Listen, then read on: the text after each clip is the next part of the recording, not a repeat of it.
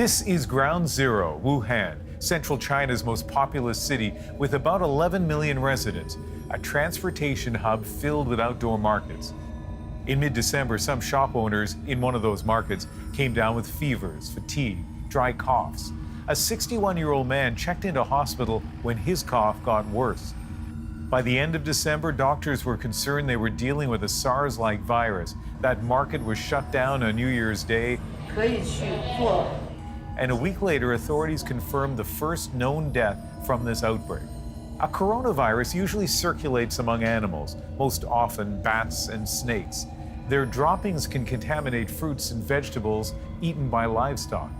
These so-called wet markets are common in China, where caged chickens and raw meat are sold side by side, conditions that can lead to that rare transmission from animals to humans. The virus is new, it's mutating quickly. Scientists don't yet have a name for it. Hospital staff simply charting it up as 2019-CoV.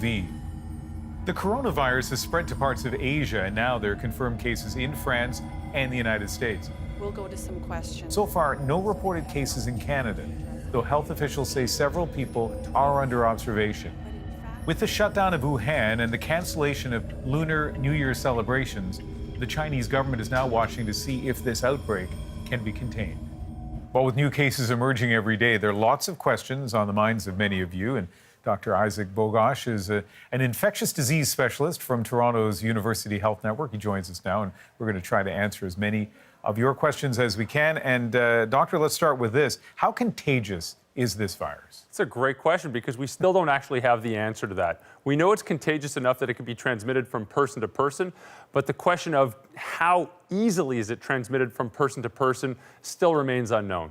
And what does it do if somebody is infected? What does it do to their body? We know people will have the involvement of the upper respiratory tract, and it certainly has shown clinical evidence to move to the lower respiratory tract and cause evidence of pneumonia. So people are presenting with fevers, coughs, and shortness of breath. And sometimes on some of the data we're getting from China, we've seen some evidence of x-rays that have evidence of pneumonia in it.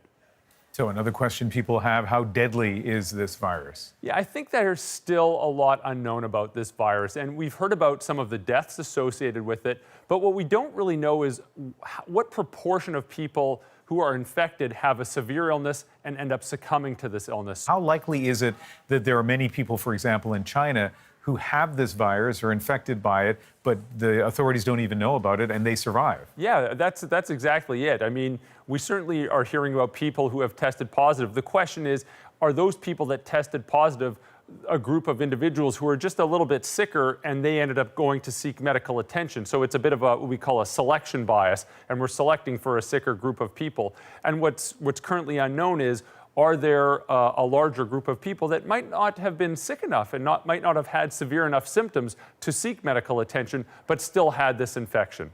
There is a number of people, and I may be among them, when you hear about a disease, all of a sudden you start feeling like you have the symptoms of those diseases. And it is flu season in Canada, and I'm sure some people are curious about the differences between the coronavirus and flu. Let's talk about those symptoms, that kind of cluster of symptoms. Yeah, I think it's going to be very difficult to distinguish between the two of these just on a clinical spectrum alone.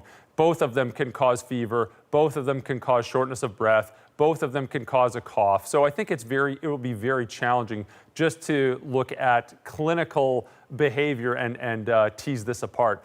The real key here is if someone's had recent travel to China or perhaps a recent exposure to someone that might have had this. I mean, that's going to be the kickoff. Which I think we've seen so far. For example, the case diagnosed in Chicago is somebody who came to Chicago from not just China, but I think Wuhan, right? So we're seeing kind of those direct connections, at least to this point. You know, yesterday there was a lot of coverage and news alerts on the cable channels, for example, about how this had not yet been declared a global health emergency. Why not, do you think? I think they're still debating whether or not this constitutes a global health emergency. And certainly the message from the World Health Organization was that this is an emergency in China.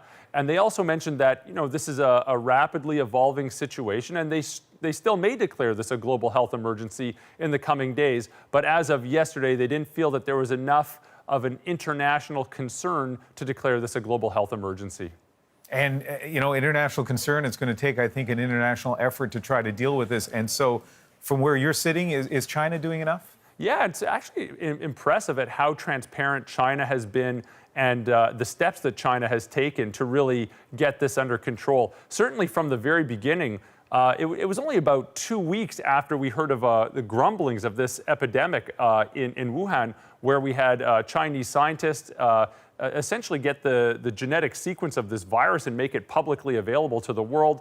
We've had constant updates from the Chinese Centers for Disease Control and more local public health groups in Wuhan and in surrounding cities release some data and some information about what they're seeing, some of their case numbers. So we've had a lot of information from China. It appears to be vastly different from the experience in 2002 and 2003.